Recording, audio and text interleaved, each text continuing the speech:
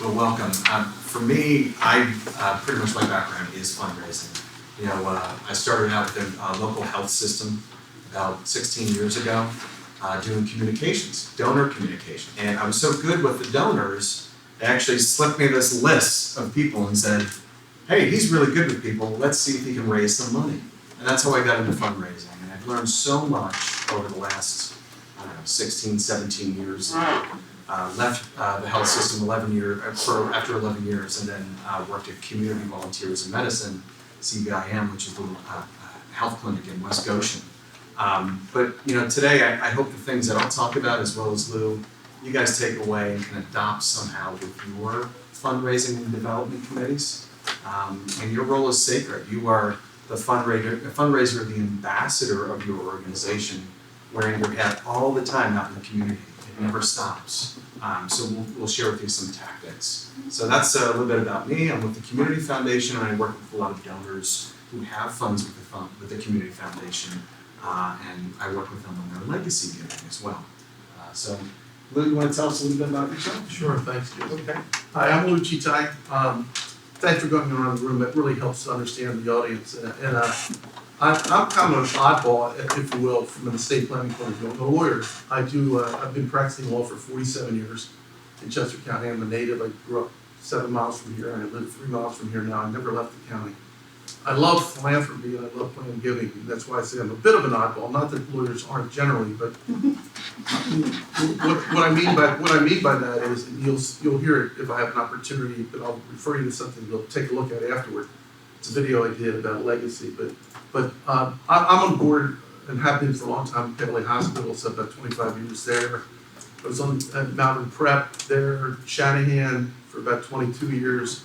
The Chester County Community Foundation, I chaired the board for 2 years and was on it for about 6 or 7.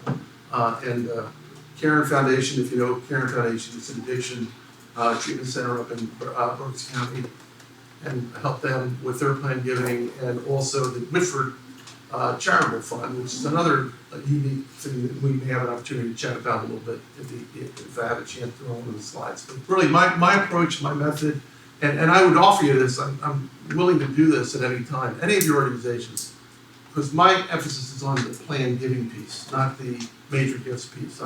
I can't say that I'm an expert at all in major gifts, but as it relates to plan giving, it drives me. I think that's where a lot of the future is for all the charities.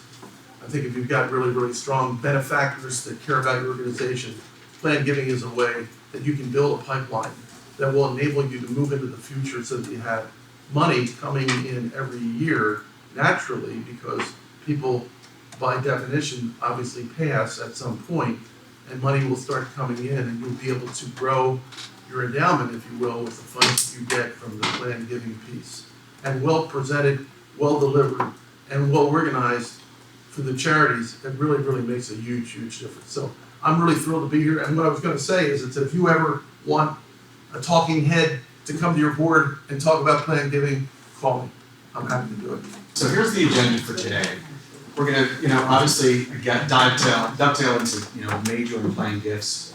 We'll talk about our roles, very important sacred roles as ambassadors to stewards in your organization. Number 4, the conversations, right? We're going to talk about the psychology of giving, who gives and why. There are actually 7 faces or philanthropic profiles that some of your donors to your organization have or exhibit. It may not just be one, it may be all, it may be a few out of the 7, but we'll talk about that, the psychological profile of giving. And really, I get this a lot, I'm sure Lou does as well, but how to ask for a gift, how to really talk to somebody wearing your board hat as an ambassador of your organization and have that one-on-one conversation. Either it's one-on-one or it's with your CEO. How do you make that ask? What are some ways, tips and tricks to be comfortable in that situation? And we'll give you some keys to success at the end in terms of how to get there. I really wanted to make sure that we talked about the state of giving in the USA. Every year, you may be familiar with this, there's a study that comes out by Giving USA, which is a national outfit, that report on the previous year of giving. This year, in 2022, I should say, doesn't look so good. Americans gave, sounds like a lot, $499.33 billion to charity, but it was a 3.4% decline compared to the previous year in 2021. And why is that? I really wanted to pull some information here and show you that it's a little scary, but it's not all doom and gloom. I think actually much better than we could have been considering the economic situation that occurred last year. And that's really what happened. A lot of Americans pulled back because it was just an unsure time in our country and with our economy. And the state of giving, of course, has declined. This is the 5th consecutive year of decline. And when we look at the decline from last year, I think it really is the recession, economic issues. If you look at data from 2008 and 2009, where they call it the Great Recession, even in 1987, the stock market fell fast, donations were pulled back. But to be sure, it's not all doom and gloom. It's signs that things are easing.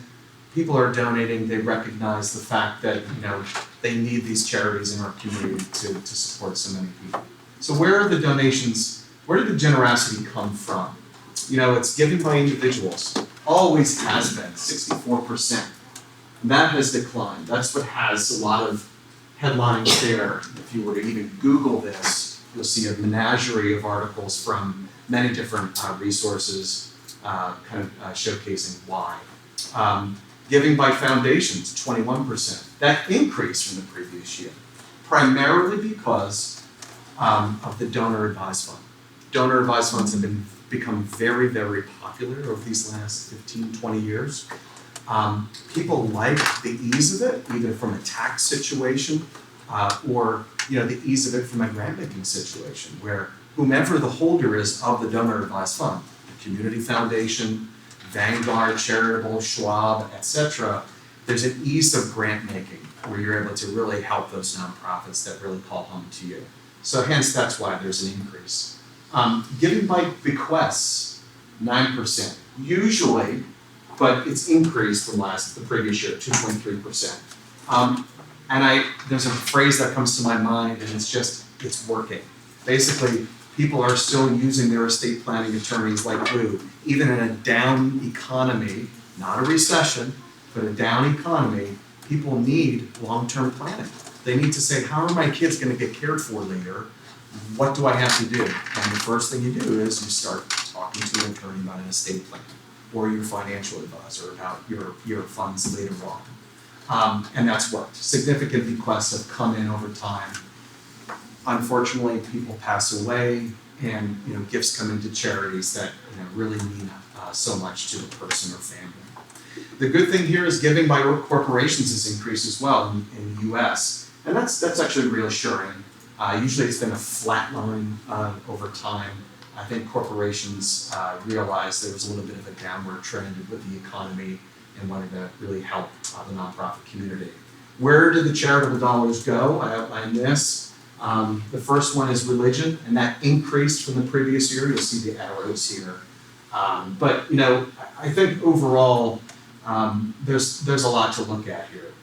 But the most important thing for you guys today is that don't stop paying attention to your donors, to your organizations. Keep engaging them, because that's where the work begins. That's where the cultivation begins. You don't want them to leave your organization and not support you anymore. Because we don't know what the state of giving will be like for the next year. So continue to engage those donors. The other thing of this is there's a lot of turnover in fundraising right now, with development people staying for a short period of time, then leaving, and that has actually menaced the industry overall, and that's why the numbers seem to be down in some of these sectors. So it's a perfect storm, but nothing that we can't handle together. Nothing that you can't handle together with your board and your CEO and your board colleagues. So the challenge is on. How are you going to face and talk to your donors and engage them and encourage them to donate to your organization?